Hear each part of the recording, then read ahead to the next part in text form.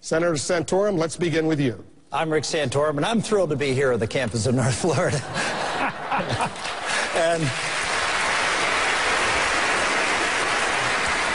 And I'm especially thrilled because I'm here with a North Florida resident who lives right down the beach from Jacksonville. My mom, who's 93 years old, is with me here tonight. And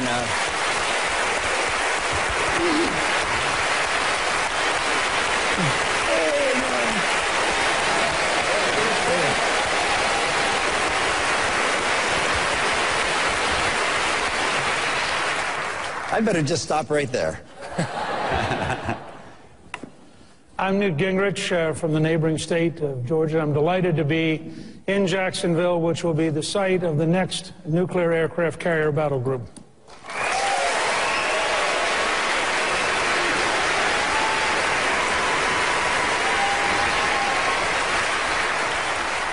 I'm Mitt Romney, and I'm pleased to be here with my wife and my oldest son, Tag Romney.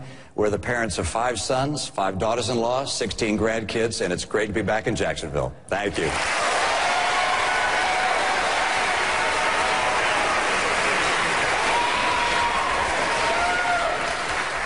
I am Ron Paul. I'm a congressman from Texas, 12 terms. I am the champion of a sound monetary system, a gold standard as it is under the Constitution, and a foreign policy based on strength, which rejects the notion that we should be the policemen of the world and that we should be a nation builder. We need...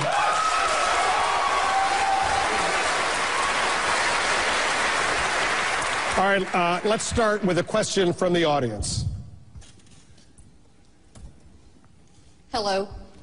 Can you tell me what specific actions you'll take to address the costly consequences of illegal immigration while preserving the rights of those who seek to immigrate legally?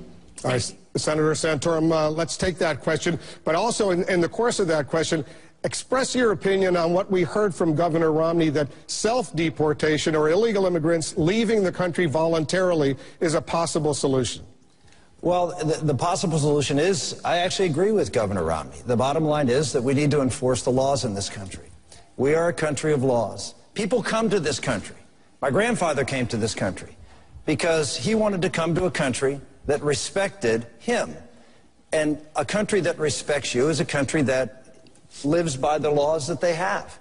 And the first act when to come to this country is to disobey a law. It's not a particularly welcome way to enter this country.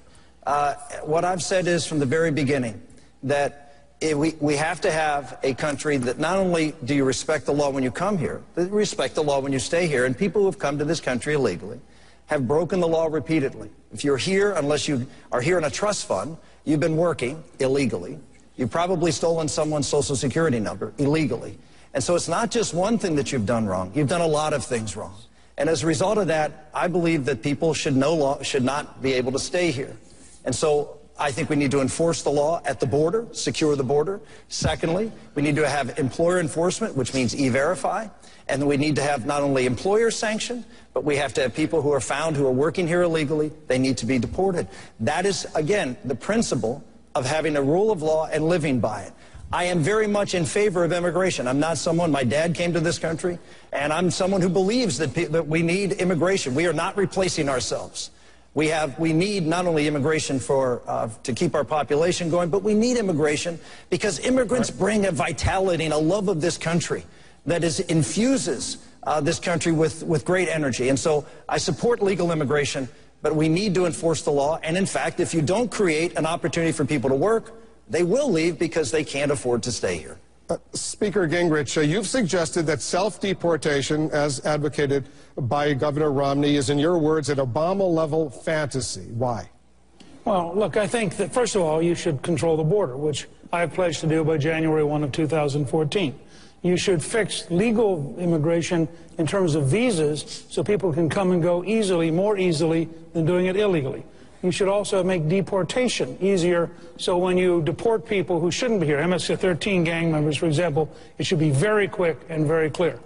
You should have a guest worker program, probably run by American Express, Visa, or MasterCard, so they minimize fraud, which the federal government won't do, and you should have much stronger employer penalties at that point because you can validate it. I actually agree that self-deportation will occur if you're single, if you've only been here a short time. And if there are millions of people who, faced with that, would go back home, file for a guest worker program, and might or might not come back. The one group I singled out were people who've been here a very long time, who are married, who may well have children and grandchildren. And I would just suggest that grandmothers or grandfathers aren't likely to self-deport. And then you've got a question.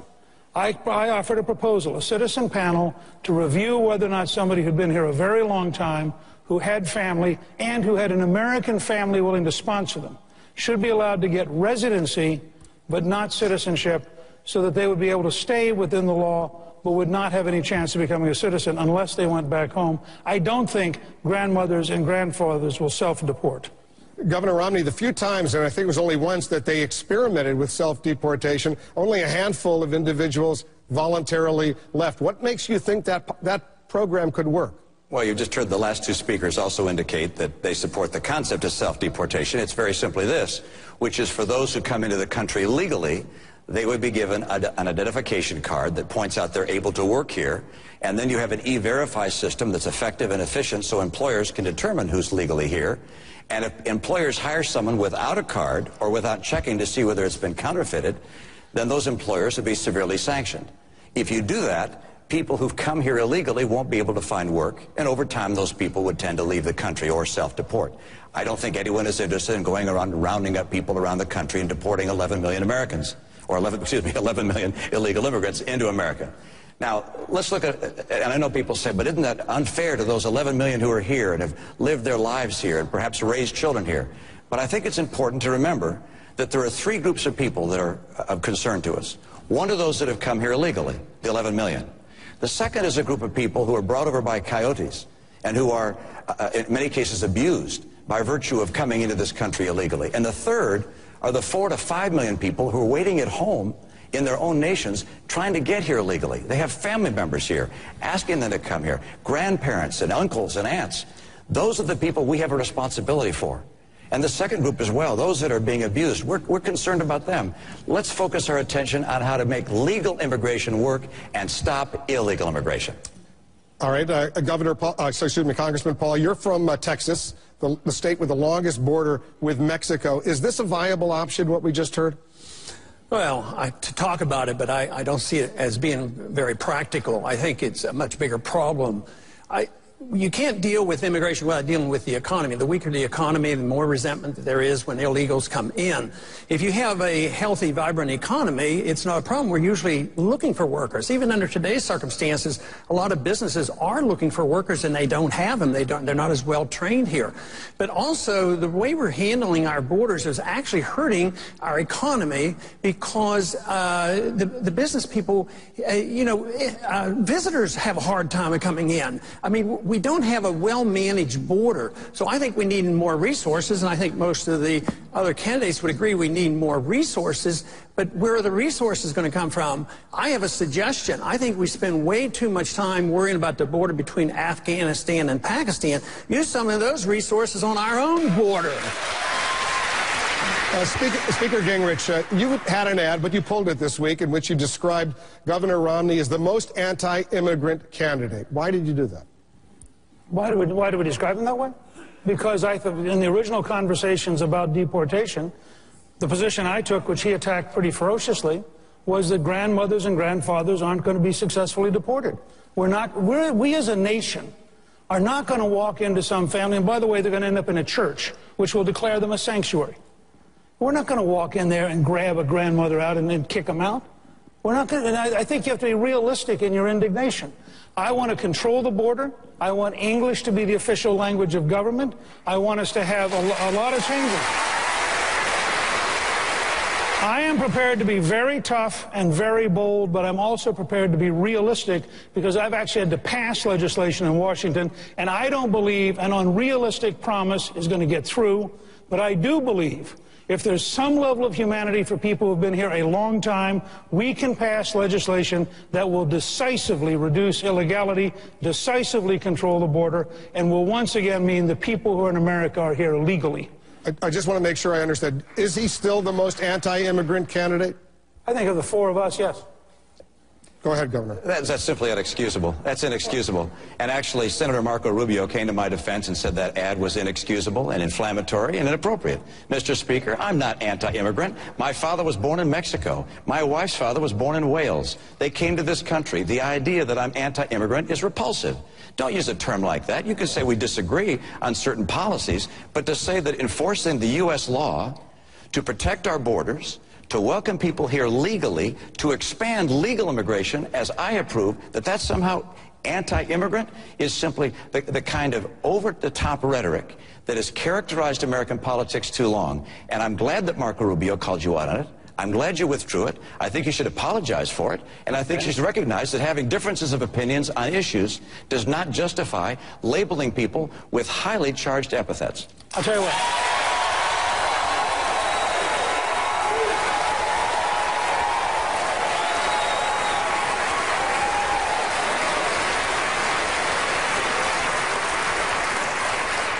I'll give you an opportunity to self-describe. You tell me what language you would use to describe somebody who thinks that deporting a grandmother or a grandfather from their family, just tell me the language. I'm perfectly happy for you to explain what language you'd use. Mr. Speaker, I think I described following the law as it exists in this country, which is to say, I'm not going around and rounding people up and deporting them. What I said was people who come here legally get a work permit. People who do not come here legally do not get a work permit. Those who don't get work will tend over time to self-deport. I'm not going to go find grandmothers and take them out of their homes and deport them. Those are your words, not my words. And to use that rhetoric suggests to people that somehow, if you're not willing to keep people here who violated the law, that you're anti-immigrant. Nothing could be further from the truth. I am pro-immigrant. I want people to come to America with skill and vitality and vibrance. I want them to come legally. There are grandmothers that live on the other side of the border that are waiting to come here legally. I want them to come here too, not just those that are already here. Well, okay. So we've gone from your Washington attack when I first proposed this, and you said it was outrageous, it would be a magnet, to you're accepting the fact that, a family's going to take care of their grandmother or their grandfather. The idea that you're going to push them out in some form by simply saying they can't go get a job, I think the grandmother's still going to be here. All I want to do is allow the grandmother to be here legally with some rights to have residency but not citizenship, so that he or she can finish their life with dignity within the law. They're not 11 million. They're not 11. Our problem is not 11 million grandmothers. Our problem is, all right.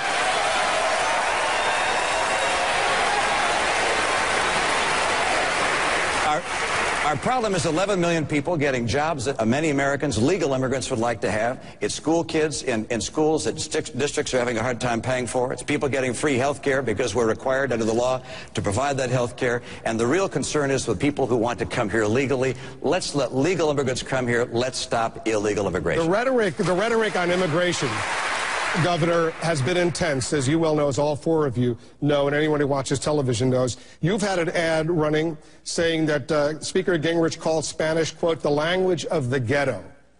What do you mean by that? I haven't seen the ad, so I'm sorry I don't get to see all the TV ads. I don't know what did he say that? Did you say what I said was we want everybody to learn English because we don't want, and I didn't use the word Spanish. We do not want anyone trapped in a situation where they cannot get a commercial job, they cannot rise, and virtually every parent of every ethnic group, and by the way, there are 94 languages spoken in the Miami-Dade College, 94 languages. And that's why I think English should be the official language of government, and that's why I think every young American should learn English. And my point was, no one should be trapped in a linguistic situation where they can't go out and get a job, and they can't go out and work. So I would say, as much as Governor Romney doesn't particularly like my use of language, I found his use of language and his deliberate distortion equally offensive.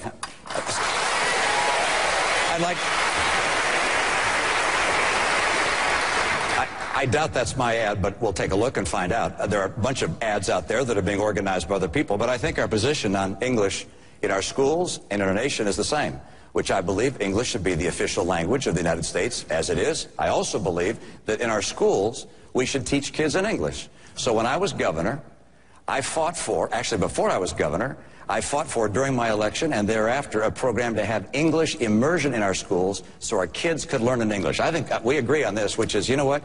Kids in this country should learn English so they can have all the jobs and all the opportunity I want to people bring who are here. Congressman Paul, Senator Santorum into this. But let's take this question from Miami. CNN en Español's Juan Carlos Lopez has a guest there.